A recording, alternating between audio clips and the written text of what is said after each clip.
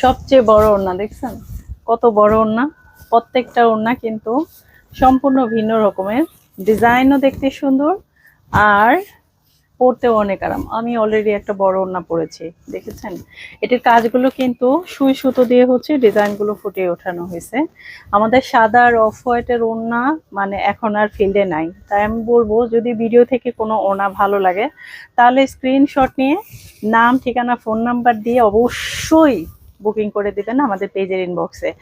আর এই যে কাজ, এই যে দেখেন একটা ওড়নায় কি পরিমাণের সুই সুতো দিয়ে কাজগুলো করা হয়েছে। এই ওড়নাগুলো এখন করানোই কঠিন হয়ে গেছে, কারণ এত ওড়না, এত ভারী কাজ করতেই চাচ্ছে না।